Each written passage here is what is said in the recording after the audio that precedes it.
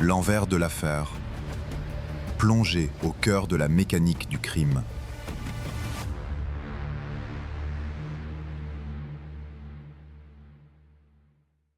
L'envers de l'affaire, saison 18.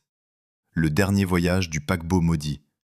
Épisode 1/6, destination Porto Rico.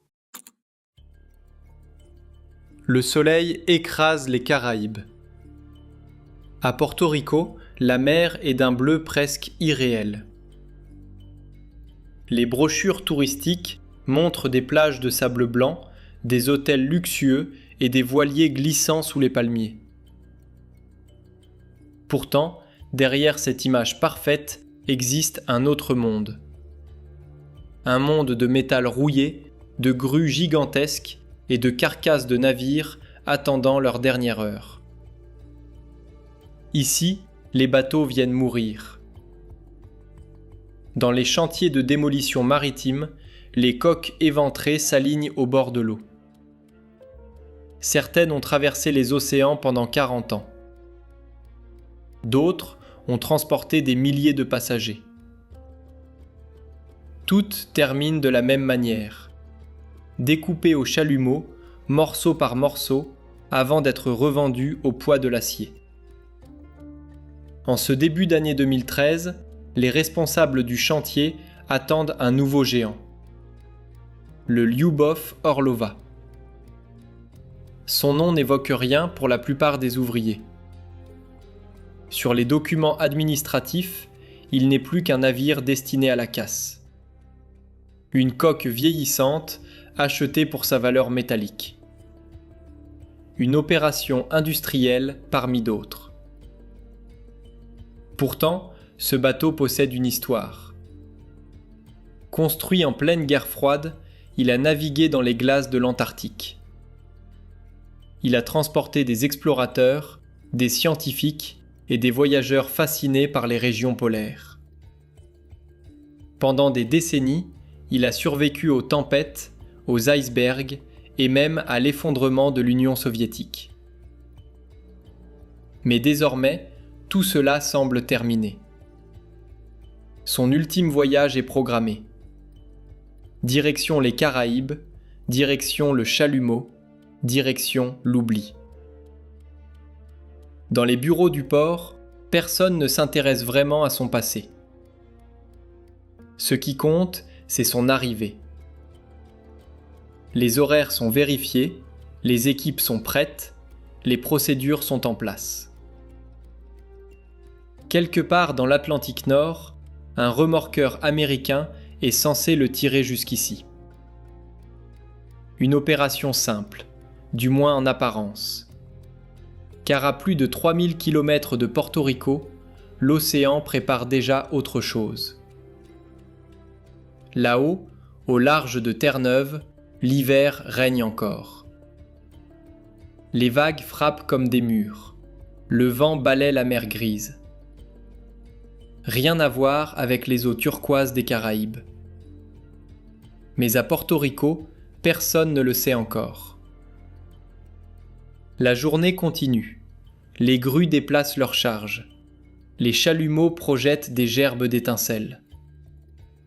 Les ouvriers travaillent sous une chaleur écrasante. Et puis le téléphone sonne.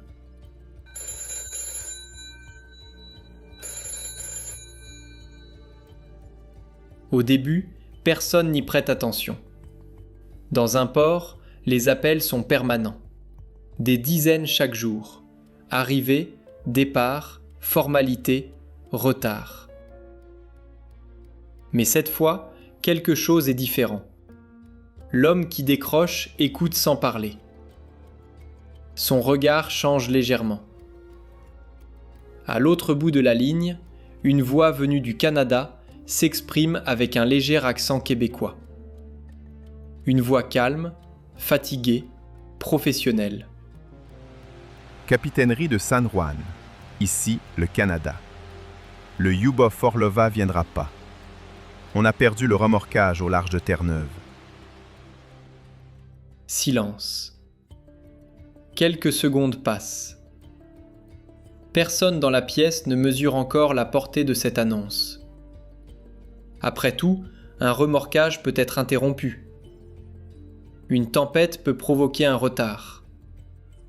Un câble peut être remplacé. Le bateau arrivera peut-être plus tard. Mais quelque chose, déjà, ne tourne plus rond. Parce que le Lyubov Orlova n'est plus réellement un navire en voyage. À cet instant précis, il dérive seul dans l'Atlantique Nord, sans équipage, sans propulsion, sans destination. Et surtout, sans personne à bord pour reprendre le contrôle. Dans le chantier de Porto Rico, les ouvriers poursuivent leur journée sans savoir que le bateau qu'ils attendent est peut-être en train de disparaître. Les grues continuent de bouger. Les chalumeaux continuent de découper l'acier. Le soleil continue de briller sur les Caraïbes. Mais quelque part dans l'océan, un ancien géant soviétique vient de quitter le monde des navires pour entrer dans celui des légendes. Car ce qui devait être une simple histoire de démolition maritime est en train de devenir un mystère. Et comme tous les grands mystères, celui-ci commence par une question très simple. Comment un paquebot entier peut-il disparaître au milieu de l'Atlantique ? Épisode 2/6. Remorquage sous haute tension. 24 heures plus tôt. Loin du soleil des Caraïbes, l'Atlantique Nord présente un tout autre visage. À St. John's, sur l'île canadienne de Terre-Neuve, l'hiver règne en maître. Le ciel est gris. Le vent souffle depuis le large. Les quais sont battus par une humidité glaciale qui semble pénétrer jusque dans les eaux. C'est ici que commence le dernier voyage du Lyubov Orlova. Depuis plus de 2 ans, l'ancien navire soviétique est immobilisé dans le port. Abandonné par ses propriétaires, saisi par la justice, vidé de son équipage, il attend son sort comme un géant oublié. La décision a finalement été prise. Le navire partira vers les Caraïbes. Direction la Casse. Direction Porto Rico. Direction sa disparition industrielle. Devant lui se trouve le Charlene Hunt, un vieux remorqueur américain construit en 1962. À première vue, le contraste est presque absurde. Derrière le petit remorqueur se trouve une immense coque soviétique conçue autrefois pour naviguer parmi les glaces de l'Antarctique. Un ancien navire d'expédition capable de résister aux mers polaires. Pourtant, ce matin-là, le Charlene Hunt est chargé de tirer ce géant à travers l'Atlantique Nord. Le convoi quitte lentement le port. Pendant quelques heures, tout semble se dérouler normalement. Mais à mesure que les côtes de Terre-Neuve disparaissent derrière le brouillard, l'océan commence à rappeler qu'il est le véritable maître des lieux. Le vent monte progressivement. La mer se creuse. Les vagues deviennent plus lourdes. Chaque mouvement du remorqueur se transmet désormais directement au câble de remorquage. Entre les deux navires, des milliers de tonnes d'acier tirent dans des directions différentes. Et plus le voyage avance, plus tout paraît fragile. Le matériel a été assemblé à moindre coût. Certaines pièces du système de remorquage proviennent directement du Lyubov Orlova lui-même. Le remorqueur a connu plusieurs problèmes mécaniques avant le départ. Les autorités canadiennes ont même exigé des réparations avant d'autoriser l'opération. Mais désormais, il est trop tard pour revenir en arrière. Le convoi poursuit sa route. Puis arrive Cape Race. Depuis des siècles, les marins connaissent cet endroit. À l'extrémité sud-est de Terre-Neuve, les courants se croisent, les tempêtes se renforcent et les conditions peuvent changer en quelques heures seulement. Cette nuit-là, les vents atteignent environ 40 nœuds. Les vagues mesurent 5 à 6 mètres de hauteur. Dans l'obscurité, le Charlene Hunt disparaît parfois derrière des murs d'eau avant de réapparaître quelques secondes plus tard. Derrière lui, le Lyubov Orlova roule lentement dans la houle. Immense, silencieux, vide. Le câble encaisse toute la violence de l'océan. À chaque vague, il se tend davantage. À chaque mouvement, les milliers de tonnes du navire tirent un peu plus fort. Les hommes du remorqueur comprennent que la situation devient dangereuse. Mais dans l'Atlantique Nord, il n'existe souvent aucune solution simple. Il faut continuer, attendre, espérer que le matériel tienne. Puis vient cet instant étrange que de nombreux marins décrivent après coup. Le moment où une catastrophe semble déjà présente avant même de se produire. Le câble se tend encore, puis encore. Le métal gémit sous la pression.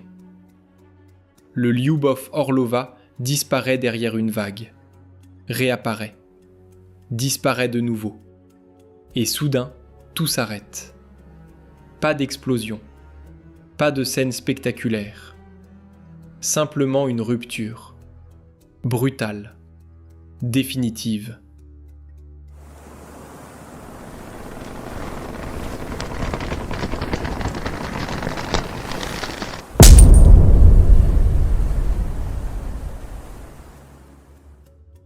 Le câble vient de céder. Pendant quelques secondes, personne ne parle. La tension qui reliait les deux navires a disparu. Le Charlene Hunt continue sa course par inertie dans la tempête. Mais derrière lui, le Lyubov Orlova n'est plus là. Ou plutôt, il est toujours là, mais seul. Les tentatives de reconnexion commencent immédiatement. Pourtant, les conditions rendent l'opération presque impossible. Les vagues séparent constamment les deux bâtiments. Le vent pousse le navire vers l'est. Minute après minute, la distance augmente. Et avec elle, les chances de récupération diminuent. Le Lyubov Orlova n'a plus d'équipage. Plus de moteur. Plus de système de navigation opérationnel. Plus personne à bord. À cet instant précis, quelque chose change dans sa nature même. Ce n'est plus un navire en voyage. Ce n'est plus un bâtiment destiné à la casse. Ce n'est même plus réellement un moyen de transport. C'est désormais une masse de plus de 4000 tonnes dérivant seule dans l'Atlantique Nord. Un objet errant. Un géant livré au courant, au vent et aux tempêtes. Sans destination, sans contrôle, sans témoin. Et sans que personne ne le sache encore, le futur navire fantôme le plus célèbre du XXIe siècle vient de naître.